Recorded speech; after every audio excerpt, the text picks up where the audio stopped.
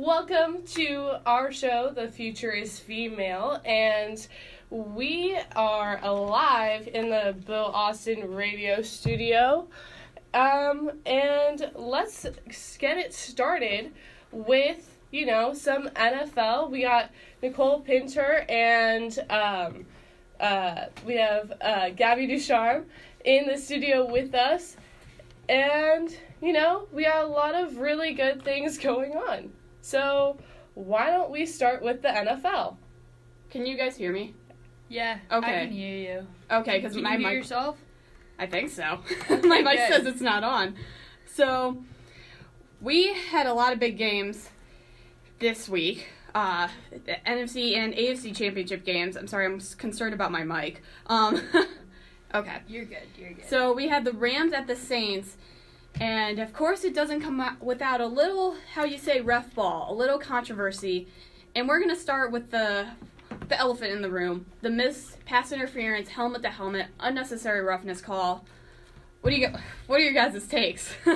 That it was a blatant blown call, but I'm pretty sure everyone in America knows that by now. Yeah. I think it's definitely an interesting thing going on with the call, because if you remember a couple years ago, we had Des Bryant's catch, or was it not a catch? So then we had to figure out what a catch really was in the NFL's eyes. So I think that is gonna be the big talk on the offseason is, what do we do when a ref makes a blatant blown call like this?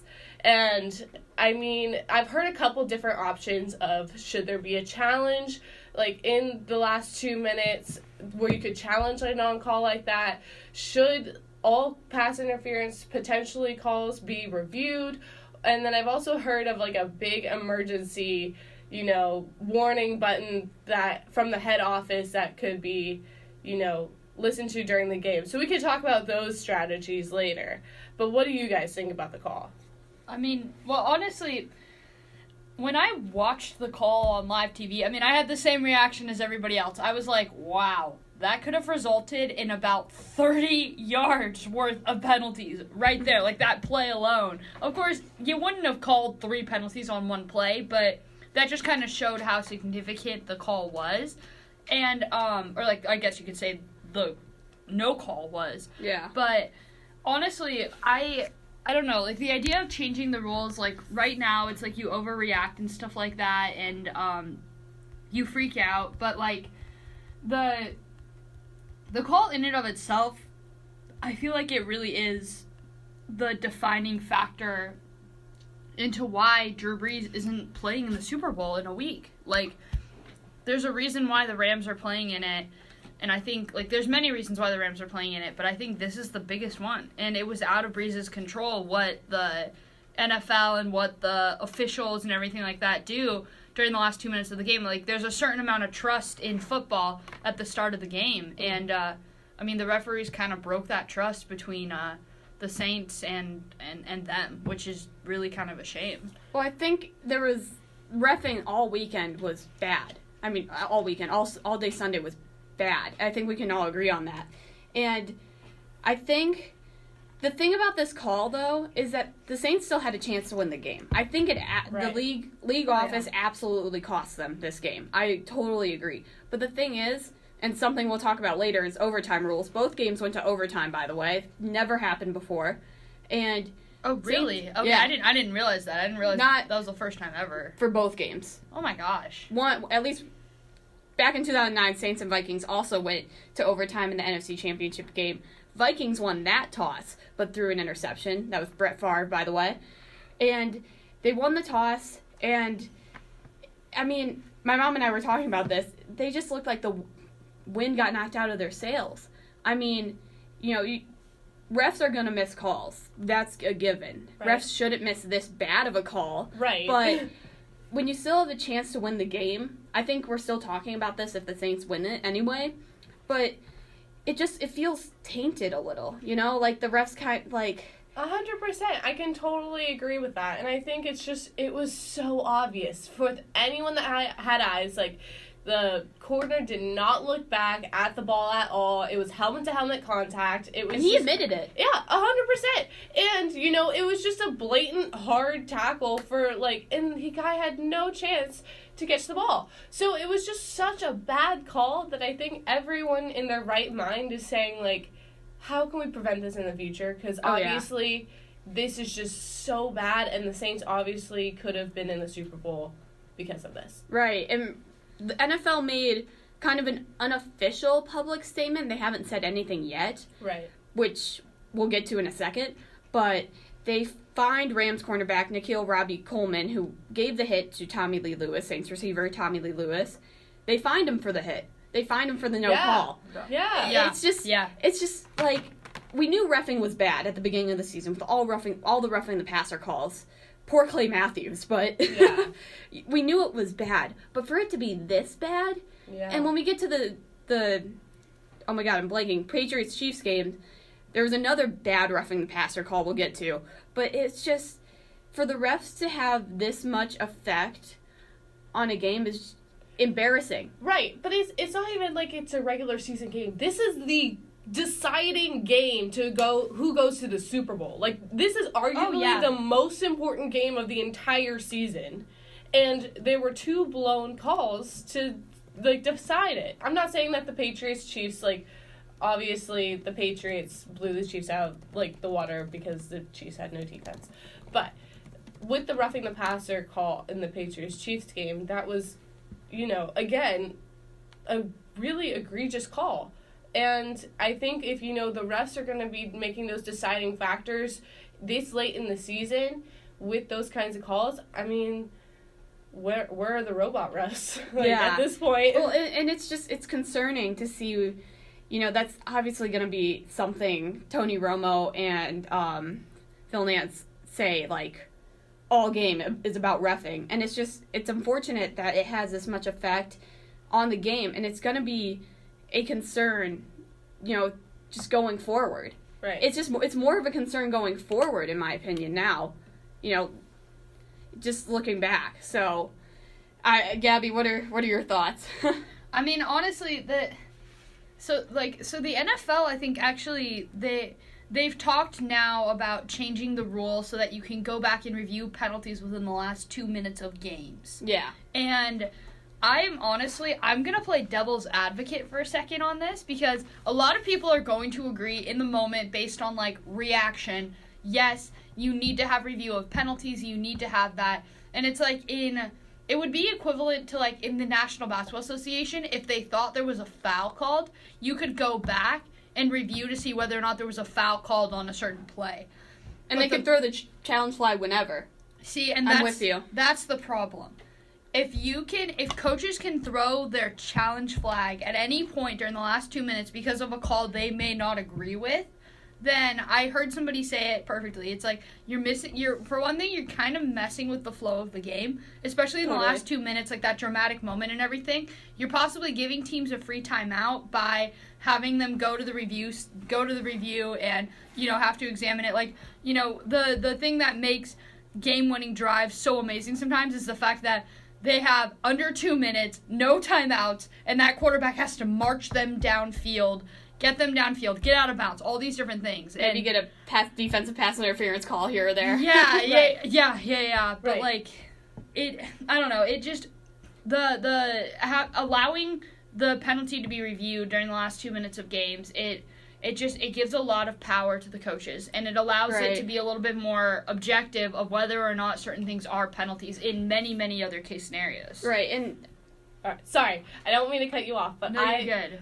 When we were discussing this play and why we maybe don't want coaches to have the power to do that in the last 2 minutes, my good friend Sean Slahy, Sean, if you're listening, this is completely your idea, and I did not take credit for this.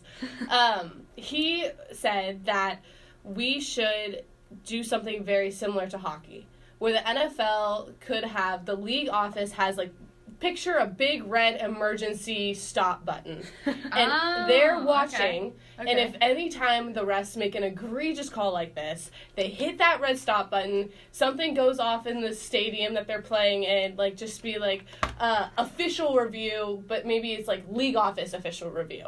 And so then the refs can go out and they can watch the play and make sure that, hey, wait, we did miss a call. And then it give the power to the coaches to stop the play of the game. And it allows the league office to have a little bit more of a say. Because if the league office, like, fines, for helmet-to-helmet contact, why are the refs on the field not making that call? Right. It doesn't make any sense. So it just, to me, it sounded like the perfect solution. And I was, like, blown away. I was like, yeah, there should be, like, an emergency, like, wait, hold up, check that again. I'm going to disagree with you a little bit with as far as the big red button. Okay. But I think we're getting away from the main point a little bit of what needs to happen. Refs need to be better. Oh, 100%. Don't get me wrong. Oh, I'm all for refs being, 100% correct the first time, but that is just like, I think everybody's for being 100% correct the first time. Let's be clear on that, right? I'm very pro 100% accuracy. Oh, yeah. But I mean, we're journalists. We kind of have to be pro 100%, right? But I think that, there's a YouTuber I watch, and he constantly calls out ref ball. And it's just like, how can they miss these egregious calls, though? And how can they call a roughing the passer when it's, like, very clearly not, which, again, we'll get to. But I think if the Saints march down the field in overtime and get the win, I think we're still talking about this.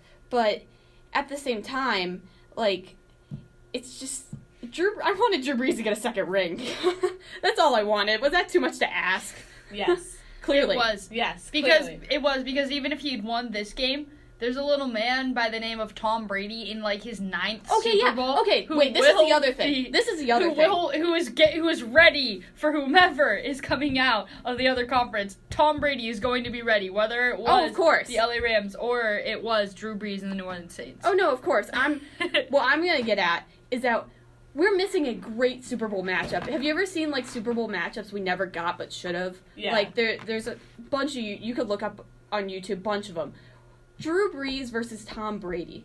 We are missing out on a great Super Bowl because the refs didn't make a call. Yeah, that's true. At the same time, I'm kind of repeating myself, but at the same time, the Rams just, they clearly took advantage of it, as they should. I mean, It wasn't under their control. I mean, we are not... They wanted to win that game at the end. The Saints, it was just and that's the difference between, I'm going to say it, the Patriots and everyone else. A call like that would not faze Tom Brady. It'd be like, okay, they probably would have gone for it, to be honest. I think it was 4th and 3 or maybe it was 4th and long. But they don't let it faze them. They're just stone-faced and they keep moving, and that's coaching, that's leadership, that's, not that I'm saying Drew Brees or Sean Payton didn't do any of that, but they just, the air just left the stadium. Part of it, 100%. And when you have, it was home for the Saints. They had all of their fans there. It was rocking at the beginning of the game. And, with a call like that that's against the fans' team, the home team, it's gonna wipe everything. Everyone was, you probably hear a pin drop. Someone died. Yeah, honestly. And, I mean, and that comes with the territory of sports because we get so passionate and we have our emotions in it and we are there for the win and the defeat. So that makes sense to me that, after the play like that, it's hard for the Saints to pick themselves back up again, and obviously they didn't. Yeah. But, again, we can't be, subject to thinking that they should have won with this call made because they could have also lost had they gotten this call their own. But if they get the call, so here's the thing, if they get the call, they have the chance to first and goal on the 1. Right. And they have a chance to run out the clock. It was under 2 minutes. They have a chance to run out the clock, kick the field goal. Everyone's happy in the dome. We're going to the Super Bowl. Yeah. Who's to say that, they don't fumble? They don't throw an interception. And that's something happens. See, that's possible. But at the same time, that's why this feels tainted, I think, and why I'm rooting for the Patriots, because I really don't like the Rams. Or LA, sorry. For people listening, to be clear, I am from the Southern California area, so the Chicago Bears fan in the room is calling me out right now. Even though we held I'm you to not, 6 points. I'm not. Who's playing in the Super Bowl? I don't care. I'm just going to ask that question right now. Who is playing at the end in the biggest game of the season, the biggest game in professional sports? Which team is playing? Hey, if Cody Parkey doesn't double doink that. If Cody Parkey. It's always the phrase, if Cody Parkey. And I think it's time to go to break. All right, so we're going to take a quick break while these two cool their heads, and we are going to talk about the Chiefs and Patriots game, the overtime rule, and a little bit of the Aussie Open. So stay tuned, and we are The Future is Female, live in the Bill Austin radio studio. You play ball like a girl! Well, I kind of throw like a girl. But when a girl is as beautiful as you, she doesn't have to be good. Wait, what? On The Future is Female, hosted by Sarandon, Raboin, Gabby Ducharme, and Nicole Pinter, we believe that everyone should know how to throw like a girl. Tune in to our show every Saturday morning at 10 a.m. to hear the latest on what's going on with women's sports and women in sports. Future is Female. We are going to talk about some Chiefs and Patriots right now, and possibly a change to the overtime rule. Nah. Oh, I think so. Oh, I'm outnumbered here, but Oh, yeah, no. You are. All right, so Stop them on third down. Okay. Let's start with the Chiefs and Patriots before we get real hot here with some burning takes by Nicole over here. But go for it. All right, well, Tom Brady. People wrote him off after the Miami Miracle, probably before then, too. Does it again. Why are we surprised? I mean, him, Bill Belichick, Robert Kraft, they know what they're doing. Bill Belichick is just the better coach. Andy Reid, full out Andy Reided here. Yeah. And Full out Andy Reided. I love it that you can use his name as a verb now. Oh, yeah. He Andy Reided. he's been doing it for so long. But they were up 14-0 at the half. Chiefs, again, like the matchup earlier in the season, they came back, they made it a game, but it was just too late. The Patriots had their number the whole way.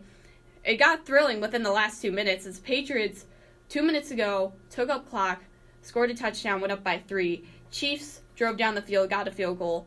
But as we're going to get to, Patriots drove down the field, scored, end game, 37-31 Patriots. So let's talk about Tom Brady. Let's talk about that Chiefs defense, a little Tony Romo, and then we'll get to our little debate here. All right. So, man. do you think the Chiefs even had a chance to win against the Patriots? I think so. They definitely had a chance. If they weren't down 14-0, their chances of winning are just their defense just didn't stop Brady. I mean, they ran all over them. Right. Their backs, 4 running backs in the backfield. Their backfield is just amazing. Probably one of the more underrated in the league, with Sony Michel leading the way. And James White's still a Patriot. I just feel like he's been there so long.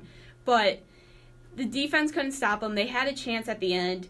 They had an interception because Gronkowski couldn't catch. It was a little high pass, I'll admit. But D Ford was lined up about a half yard off sides. Chiefs defensive lineman D Ford. They had chances, and they just couldn't. They couldn't do it. Andy Reid's clock management really failed them here again, and Tom Brady just did what Tom Brady does. Right. I think if you remember last week, I had picked the Saints and the Chiefs to be in the Super Bowl. I did too. And I'm here looking like an idiot. So. We almost had one of them, but I'm pretty sure I said I will never bet against Tom Brady again. Right. I refuse. I mean, I shouldn't have, even though I said the same thing. I shouldn't have. Am I surprised that Tom Brady's back in the Super Bowl? No. Am I disappointed that he is?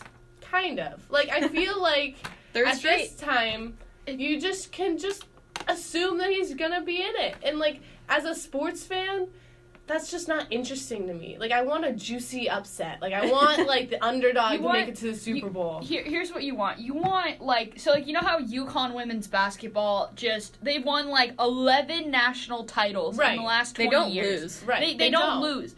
But last season, Notre Dame, their starting point guard, their starting shooting guard, her name's like Arike Amumbawale. She was on Dancing with the Stars. She was. She was on the Ellen Show, all this stuff, because she knocked down like the game-winning jump shot over the outreached hand of Katie Lou Samuelson in the national semifinals last year to knock UConn out. That's what you want. You want finishes like that. That is exactly what I want. I think sports, what makes it interesting is its unpredictability, and that's what really drew me into sports to begin with. And to just see the Patriots again and again and again in the Super Bowl, just really, I'm exhausted of it. Like, well, the thing is, this year was unpredictable. Right. I mean, no, people don't get me wrong. I loved it. The playoffs, how many of the teams that ended up in the playoffs had we seen before this last season? Like, really it was none. I think like 12 newcomers to the Pro Bowl. I know it was more than last year, which was like 8 or something. I mean, the Bears made it. Yeah, that was phenomenal. I didn't see them winning 12 games. Exactly. Like, there's just so many. This season was unpredictable, but I think we've come to the most boring Super Bowl out of that wonderfully unpredictable postseason. It was when people were asked what Super Bowl they wanted. I think, according to CBS Sports or NFL Network, this was 4th out of 4 possible matchups people wanted. Yeah, so, Jared Goff versus Tom Brady. Oh, what a matchup. Yeah. I mean, Jared Goff had a great game. Goff was the number 1 overall pick. Yeah, so, he is the fastest number 1 overall pick to get to a Super Bowl. 3 seasons. I mean, I love the Rams. I love everything that they're doing. I think it's fantastic. They have a bunch of young talent with a young coach, and they're just... Sean McVay is like a decade younger than Tom Brady. They're people. literally... Let's get that out he's there. 3 decades younger than Bill Belichick. Yeah, you're right. It's amazing. What I love about the Rams is that they don't say no to any play. Like, they're willing to try anything. And, like, they've tried trick plays before, and they're just not afraid to turn football on its head. And C.J. Anderson. Really what I love Todd Gurley? Exactly. The kid from Georgia. I remember watching that kid when he was at Georgia. Oh, yeah. Oh, my Lord. He was a man amongst boys playing in the Southeastern Conference, where they would go up against Alabama and Mississippi State and LSU on a weekly basis. Todd Gurley would rip teams to shreds. He would go for 250 rushing yards on an Alabama defensive line that had 4 NFL players on it. Mm-hmm. Well, it's interesting that he really didn't play a part in this game. They did what, I'm going to say the Bears did, because they did. They took Todd Gurley out of the game. They made Jared Goff uncomfortable, and he threw passes he didn't want to do. Saints did exactly that, except C.J. Anderson was not in the playbook a couple weeks ago, before the playoffs. So he's been kind of the dark horse of the Rams offense. I mean, he's just bowling people over. I mean, this is his 3rd Super Bowl now. He is the, I'd say, most underrated player right now to watch in the Super Bowl. Mm-hmm. But the Patriots have a plan for him. I know they do. I'm sure they do. But can you imagine if, Sean McVay, like, overturns Bill Belichick and the Patriots? Like, that will just be amazing. Because everyone's going to just freak out from the Patriots. And it's just going to be wonderful to see. But if Drew Brees couldn't get a 2nd, I want Tom Brady to get a 6th. Go blue. Yeah, okay. I think, I'll hand it to Tom Brady. He is one of the greatest quarterbacks of ever, I would say. He is a GOAT. He's done some things that no one else has been able to do. He's still playing at the age of 43, 42? 42, I'm pretty sure. 42. Yeah. And he wants to make it to 45. I'm sure he will. Easily. He won't leave runs until his they body have a like hair. a machine. Like, he eats like kale juice. Like, he's 41. 41. He'll be ridiculous. 42 in August. He's ridiculous. He's not human. He isn't. And I really think, that dynasty of the Patriots with Belichick and Brady, I think it will go on to win a couple more. It depends. I think Belichick leaves before Brady does. I almost think Brady leaves and then Belichick's like very shortly after. No, I mean Belichick He's got to make sure that done. He's got to make sure that teams. Tom Brady and Bill Belichick are 2 of the smartest people in the league. I don't think they're gonna leave until Tom Brady has a good enough backup that's not Brian Hoyer, who can lead the team next, and then Bill Belichick's not going to leave until they have a next coach that's going to take them. See, like, I mean, that's to be clear, they had a backup in Jimmy Garoppolo. Garoppolo. Like, what was that move? I mean, people can speculate about what that meant. I heard people speculate that Tom Brady wanted Garoppolo out because he could tell that the kid was going to take his spot a lot quicker than people predicted. That's what I heard. I heard that, and then Belichick went to Kraft, and Kraft was like, no, we do what Brady says, and Belichick's like, fine, like... I read that ESPN Garoppolo. report. That was a few years ago. Yeah. And, I mean, they just took that in stride, though. That's They what did. makes this Of team course they amazing. did. They're But like, that's not true. I agree that Belichick and Brady don't leave until there is a replacement. And there is a plan for the next generation, but, you know... But I don't think nothing's going to be able to top what the last, when did Brady get drafted? 2001 or something like that? Yeah. Sixth round, pick The last- 199 out of University of Michigan. Isn't it funny that, like, the number one overall pick in 2016 versus the 199th pick in 2001 are going up against each other? I mean, in the Super parallels Bowl? are Like, uncanny. You have young it's team, weird. young coach, young quarterback versus veteran, true and trusted, dynasty. I mean, the storyline's written. I mean, yeah. I'm not saying that this isn't cinematic, but, it is boring. And honestly, if the Rams can win this Super Bowl, I think it's almost like a ceremonial, like, passing of the torch from one generation to another. I'm not saying the Rams are going to dominate like the Patriots have the last 20 years, but, like, if you look at, like, the San Antonio Spurs in the NBA, remember after the 2017 NBA playoffs and stuff like that, and then Tim Duncan retired, one season later. Yeah. And it was kind of the ceremonial passing of the torch from the golden era of the San Antonio Spurs down to, like, the Golden State Warriors or something. Like, that's what it almost feels like with this Super Bowl. Like, if the Rams can actually pull it off, which would be one of the biggest upsets in Super Bowl history. Which we'll discuss more next week. Yeah. Well, after, as we get closer to the Super Bowl. But I think now we have to discuss the yield overtime rule that was into play with both playoff games at the NFL, championship series. And so I personally hate the overtime rule. I think, it doesn't give the opposing quarterbacks as much of a chance as it is based off a coin flip. When you have Brady have the head of a coin and he gets to go march down the field and Mahomes doesn't have an opportunity to stop them, I think there's a little bit of an issue with that. And I definitely think it should be changed to more of a college level basis. Maybe it's not like that in the regular season. I can see why you might want to keep the overtime rule the same for maybe the regular season just to get the games over with because there's so many more. But in playoffs, when it's deciding who goes to the Super Bowl, I think Mahomes should have a shot. Oh, I don't disagree. I would have loved to. Well, I do, but here's where I don't disagree. I would have loved to see Mahomes get on the field again. I mean, kid's amazing, and he is the next Tom Brady, if you will. But the thing is, stop him on third down. They had Tom Brady move the ball downfield on 3rd and 9, 3rd and 10, just multiple third downs. Stop him on third down. D Ford, don't line up off sides. Where are your friends telling you not to be lined up off sides? Because he was just so clearly lined up off sides. But when the overtime rules were stupid is when you could march down the field and score and kick a field goal and win the game. I'm not saying, it's the worst it's ever been. I'm saying... Because that was it's worse. just terrible. But, I don't think... It wasn't decided on a coin flip, though. Because if it was, then Patriots would have won coin flip and then be like, okay, that's it. Stop them on third down. I mean...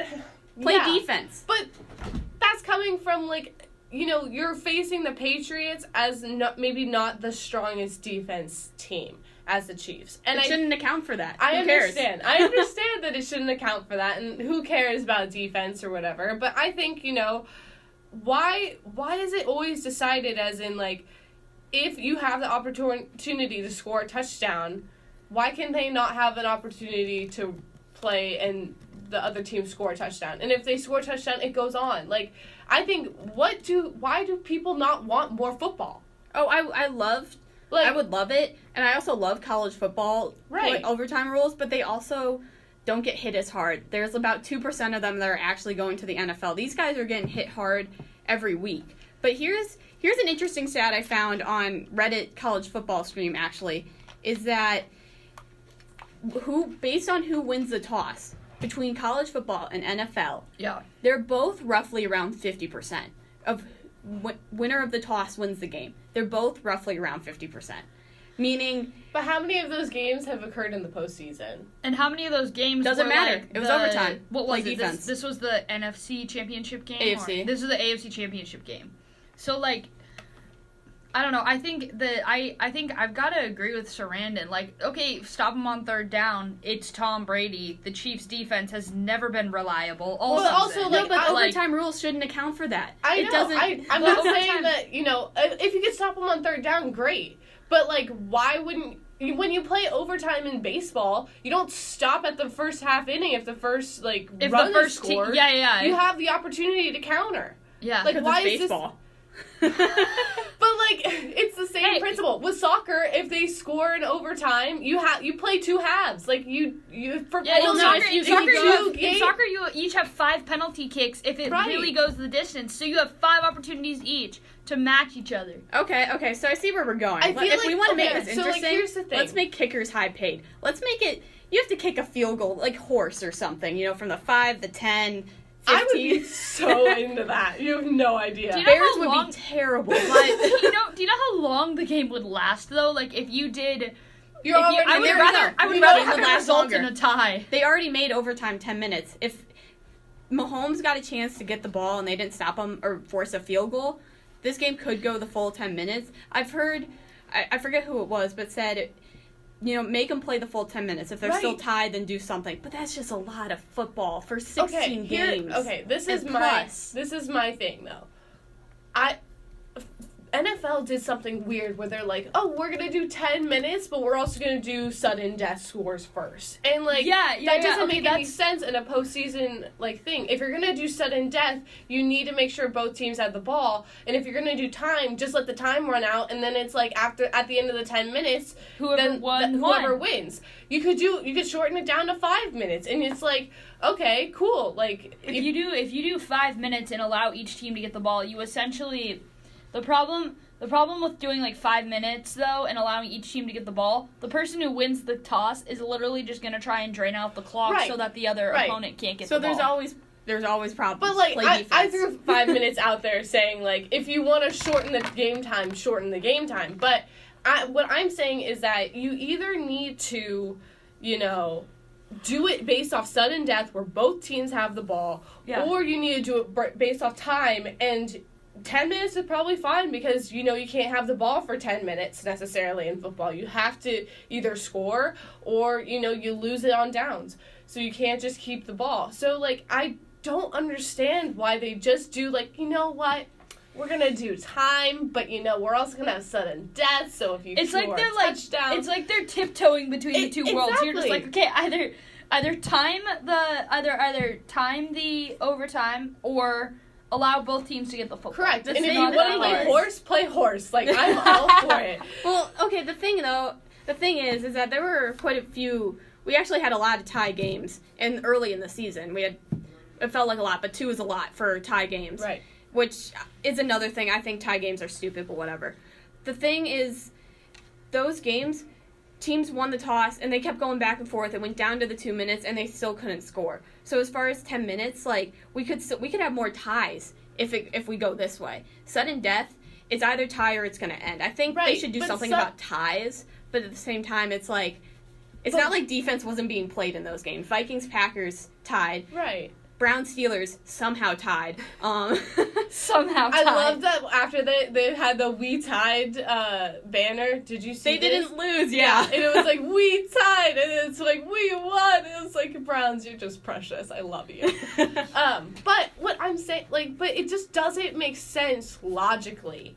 If you are just like, okay, we're gonna have a sudden death, but you don't have the opportunity to. Play on. Have your deciding vote. If they make a stop, they have an opportunity. Or force a field goal. I'm sorry, I'm standing my ground. But in soccer, do you have to make a stop as a goalie, necessarily? Yeah. It's ideal, but, penalties are just so, penalty kicks, you don't make a stop, they get one kick, they win. Right. But you don't get 1 kick. You get 5. Yeah, you do. You get 5 odds. You get 5 opportunities to make it happen. And yes, you can take it. You can like get an advantage if you do stop kicks in in penalties. But here's the thing.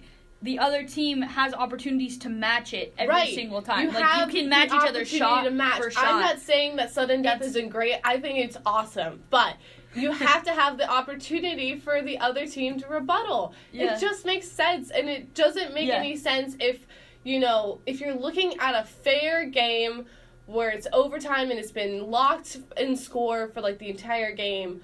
Why would it be just like, oh, it's sudden death, you score a touchdown, you win, and I guess you didn't stop them, so I guess you lose. Sorry, go ahead. You know whose opinion I would really want on this? I would really want to ask, like, 2 people. I'd want to ask, even though I don't necessarily know these people personally, one of them I will get to know in my time in college. I'd want to ask first Paula Bovin, because she's worked on, like, she's for those of you who do not know who Paula Bovin is, she works in, like, the Phoenix Sports Bureau here, and she's a legend in the sports journalism industry. Long-time reporter for AZ Republic on the sports. She votes college for the college football playoff committee. And so, like, she's someone awesome. with her perspective, I would want to know her take on this. Like, does she believe that they should have, like, a sudden death rule, or that both teams should get possession of the football? And then I would also want to ask, and God knows if I ever would be able to ask this person, but Hannah Storm of ESPN, she broadcasted games all season long with another women's sports broadcaster whose name is slipping my mind at the moment. Kramer, right? Yeah, Andrew Kramer. Okay. Yeah. They did games all season long on Amazon Prime. And they just got picked up for next season. Yes, they did. I want to know, are they going to broadcast the Super Bowl on Amazon Prime? Because I want to listen to it on there. I don't want to listen to it on CBS or whatever. No, I don't think they. You don't want to listen to Tony Romo? I do. We'll talk about that next week. Yeah. Much respect to Tony Romo, but I'd prefer to listen to the female voices calling the football game. But those were 2 people that I would want to get their opinion on like what they would think on something like this after how much football they've probably watched, both at the college level and at the professional level, in the last like 4.5 months. Well, let me finish with this. I understand. Both your points. I would have loved to see Mahomes play, because that kid can throw it without looking, which I've never seen before. He's amazing. But I'm still going to say, play defense. Bob Sutton got fired. Defensive coordinator got fired after this game. They had chances to win. They had chances to win in regulation, and they didn't do it. Right. Patriots are going to the Super Bowl. We got a Patriots-Rams Super Bowl, which we'll be talking more about next week. For sure. All right. So we're going to head to break real quick, but after the break, we'll talk a little bit about the Australian Open and maybe a little bit about ASU women's basketball. So stay tuned to The Future is Female, live from the Bill Austin Radio Studio. You play ball like a girl! Well, you kind of throw like a girl. But when a girl is as beautiful as you, she doesn't have to be good. Wait, what? On The Future is Female, hosted by Sarandon, Raboin, Gabby Ducharme, and Nicole Pinter, we believe that everyone should know how to throw like a girl. Tune in to our show every Saturday morning at 10 a.m. to hear the latest on what's going on with women's sports and women in sports.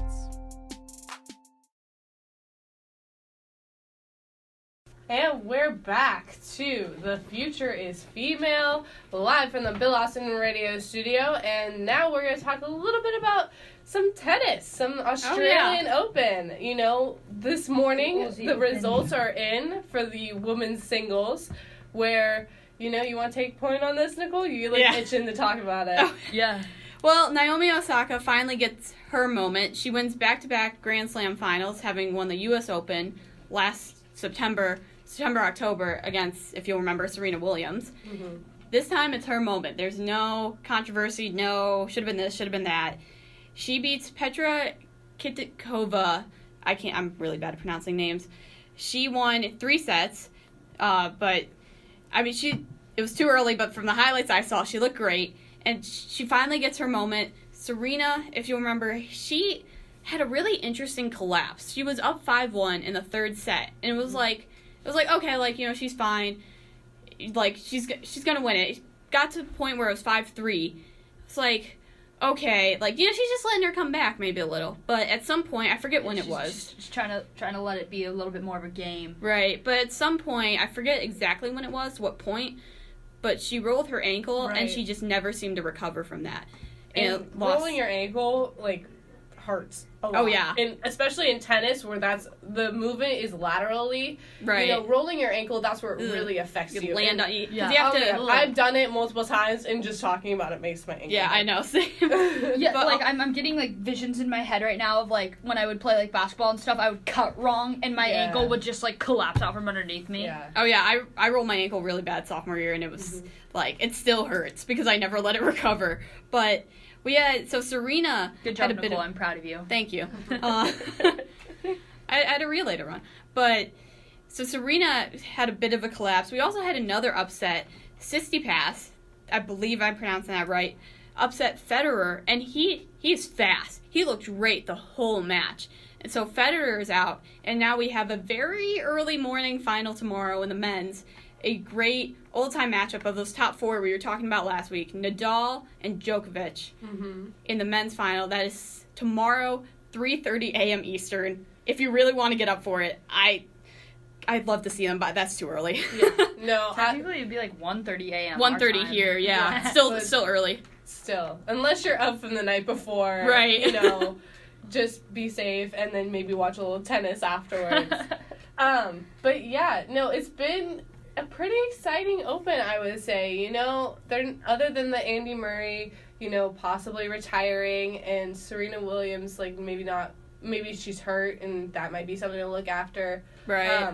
I wouldn't say, like, it was too, I would say controversial. I would say, No. I think it was a pretty smooth Open. Nothing really egregious happened, like at the U.S. Open, and where Serena yelled at the chair umpire. Yeah, that was they were both wrong. But yeah, Osaka gosh, she's so cute. Like, I know, she's adorable. What is she? Is she Japanese? Yes. Yes. Okay. Yeah.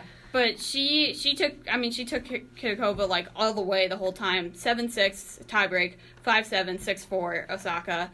And when we're talking about finally getting her moment, it's that U.S. Open you were just talking about, Sarandon, with Serena just kind of, just called didn't go her way, coaching. Yeah, coaching happens in every match. That's besides the point. Osaka finally gets her moment against Kitakova. We have a great men's final tomorrow between Nadal and Djokovic. Yeah.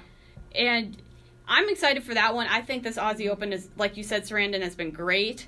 I haven't watched every single match, but the ones I've watched, just great tennis being played. Oh, and I've always sure. wanted to go to Australia, too. Yeah.